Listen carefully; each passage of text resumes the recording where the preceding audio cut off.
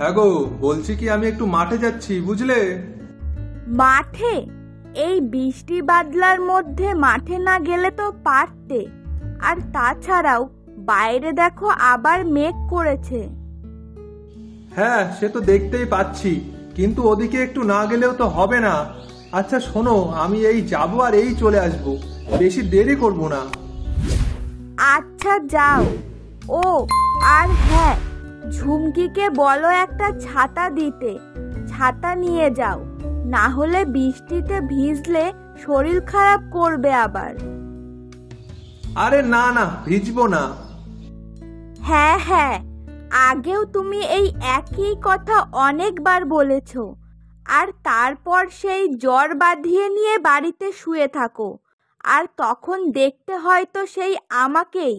এইবার যদি শরীর খারাপ হয়েছে, তাহলে আমি আর পারবো না দেখাশোনা করতে, এই বলে দিলাম। হ্যাঁ ও মা, তুমি দেখবে না তো আর কে দেখবে বলো? তুমিই তো আমার গিন্নি, না? হ্যাঁ হ্যাঁ, তোমার ওই নাটক তুমি তোমার কাছে রাখো। ঝুমকি, এই ঝুমকি, এ মা, তোমার বাবাকে একটা ছাতা দে তো। হ্যাঁ মা, দিচ্ছি। এই নাও বাবা ছাতা। আচ্ছা শোনো, আমি আসলাম তাহলে। হ্যাঁ যাও, কিন্তু সাবধানে, বৃষ্টির জল যেন মাথায় না পড়ে। আচ্ছা বাবা, ঠিক আছে, আমি এখন আসছি তাহলে।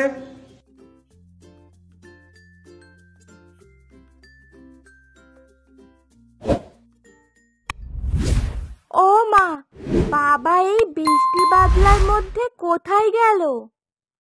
কোথায় আর যাবে, মাঠে গেছে। মাঠে? কিন্তু কেন? এই বৃষ্টির মধ্যে কি দরকার ছিল যাওয়ার?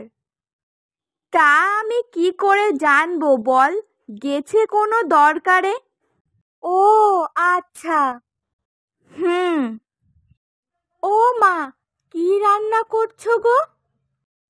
কি আর রান্না করব, এই ডাঁটা চচ্চড়ি করছি আর ডাল। ও, আজকেও সেই ডাঁটা চচ্চড়ি? ছাতা ভালো লাগে না খেতে। কি আর করব, তোর বাবা যদি এই সব বাজার করে নিয়ে আসে, তাহলে তো তাই রান্না করব নাকি? সেই তো। আচ্ছা, তোর ভাই কি করছে রে?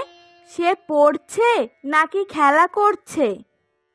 কি জানি, দেখতে হবে গিয়ে। যা তো, গিয়ে দেখ তো কি করছে সেটা। হ্যাঁ যাচ্ছি।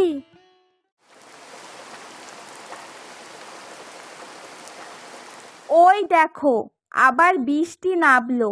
উফ, একটু যদি বিরাম দেয়। এই যা অবস্থা, তাতে তো চারিদিক ভাসিয়ে দেবে মনে হচ্ছে। বাবা যদি ভিজে যায় তাহলে? কি করবে, তোর বাবাই জানে। বারে বারে বারণ করলাম যে যেতে হবে না, কিন্তু না, আমার কথা তো শুনলো না। তোরা কেউ যদি একটু আমার কথা শুনিস তো। যা বাবা, এর মধ্যে আমি কি করলাম আবার? না, তুই কিছু করিসনি। যা গিয়ে দেখ ছেলেটা কি করছে। হ্যাঁ যাচ্ছি।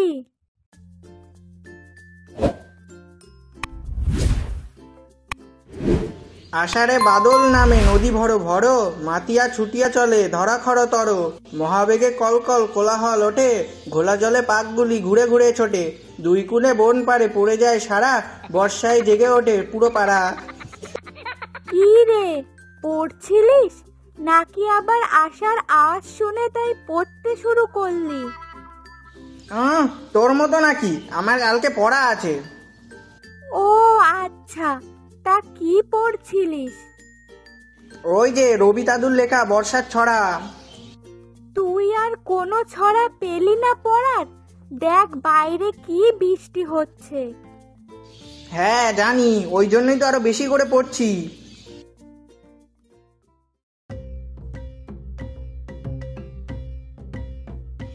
আরে রঘু, দাঁড়া দাঁড়া, মাঠ থেকে ফিরছিস নাকি? হ্যাঁ রে, এই তো মাঠ থেকে আসছি। ও, তা তোর ফসলের কি খবর রে? আপাতত তো ঠিকই আছে, কিন্তু এভাবে যদি সারাক্ষণ বৃষ্টি হতে থাকে তাতে মাঠের যা অবস্থা দেখে তো মনে হচ্ছে দুদিনে মাঠ ডুবে যাবে। হ্যাঁ রে, আমারও তো সেই চিন্তাই হচ্ছে।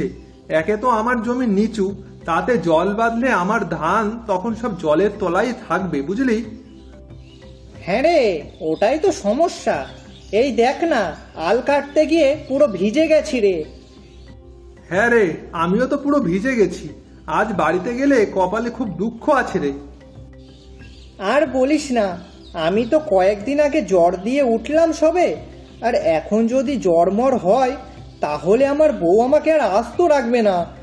আজ তো বাড়িতে বেরাতে বারণ করছিল, আমি জোর করে তাই বেরিয়েছি। আর দেখ, ভিজে পুরো স্নান করে গেছি মনে হচ্ছে। হা হা হা, তোর বউ তোকে ধমক দিয়েছে? কেন রে, তোর বউ কি তোকে কিছু বলেছে নাকি? কি? হুস, না না, আমি অত বউকে ভয় পাই না, তোর মতন নাকি। আচ্ছা শোন, আমি এখন যাই, বুঝলি? তুইও বাড়িতে যা, আর ভিজিস না, না হলে আবার শরীর খারাপ করবে। হ্যাঁ রে।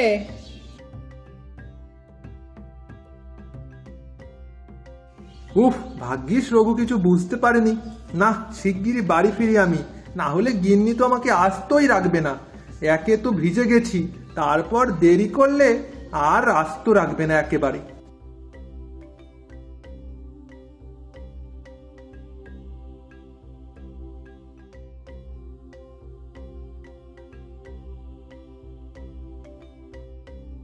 চুমকি, মা এদিকে একটু শোন তো।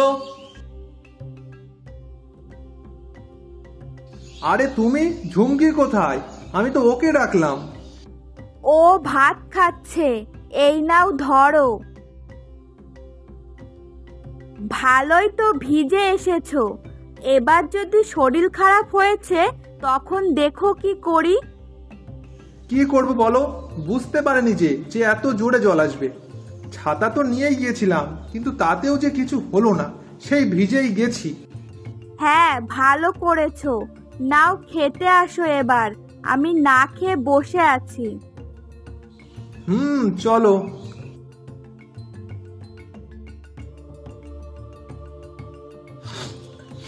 এই সেরেছে রে, ঠান্ডা লেগে গেছে।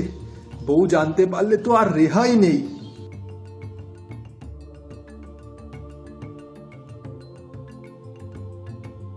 বাবা, খুব ভালো। এই তো ঠান্ডা লেগে গেছে। না না, ঠান্ডা লাগেনি, আসলে নাকে সুরসুর করছিল, তাই জন্যই আর কি একটু। আচ্ছা বেশ, ঠান্ডা না লাগলেই ভালো।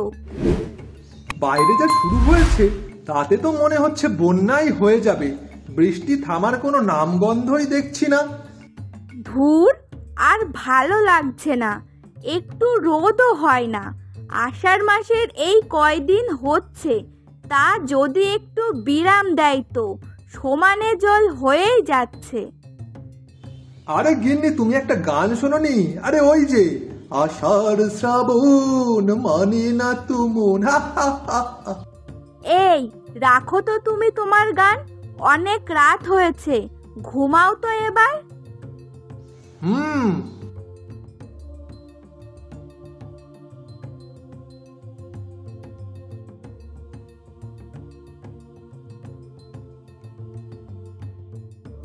কি ব্যাপার? হ্যাঁ, এখনো শুয়ে আছো কেন? এমনি, শরীরটা ঠিক ভালো লাগছে না। বাহ, জ্বর এসেছে তো খুব ভালো।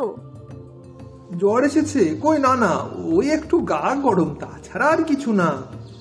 হ্যাঁ, আমি তো আর কিছু বুঝি না। সকালে খাওয়া দাওয়া করে নাও, তারপর একটু বৃষ্টি থামলে দেখছি আমি গিয়ে ডাক্তারবাবুর থেকে ওষুধ নিয়ে আসবো খন।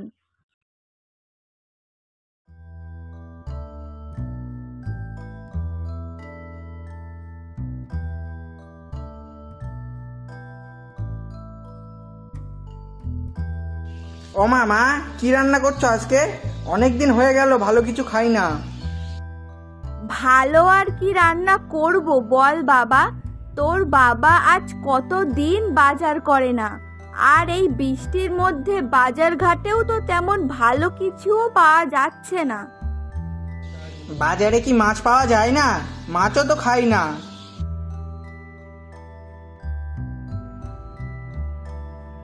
হ্যাঁ, পাওয়া যায় তো বাবা।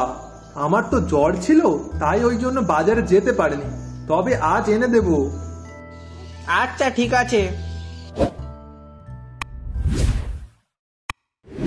গিন্নি, ও গিন্নি, শিগগিরই এদিকে এসো।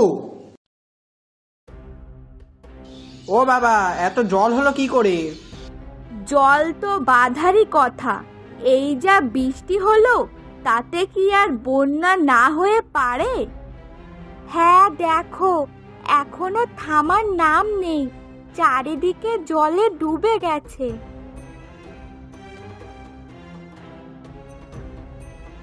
এ রঘু, কোথায় গিয়েছিলে এই জলের মধ্যে?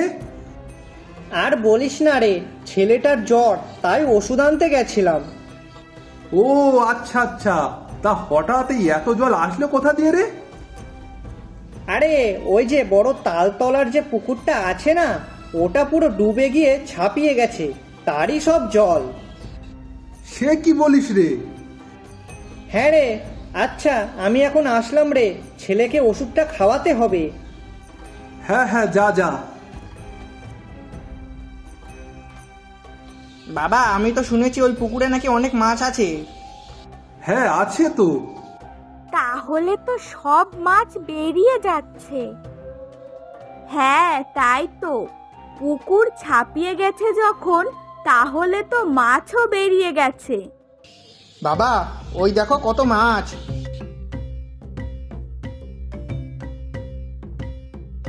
আরে হ্যাঁ যে, গিন্নি, ঘর থেকে শিগগিরই আমার জালটা নিয়ে এসো তো।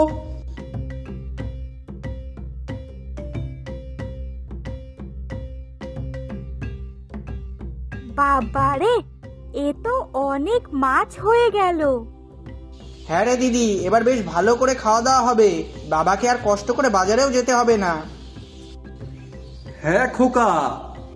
হ্যাঁ, সস্তায় বেশ ভালোই বড় বড় মাছ পেয়ে গেছো, বুঝলে তো? হ্যাঁ সেই তো। আর গিন্নি, ওই যে কথাই আছে না, উপরওয়ালা জব দেতা হাই তো ছাপ্পার ফাড় কে দেতা হাই। নাও, তুমি আবার শুরু হয়ে গেলে। উফ। হা হা হা হা।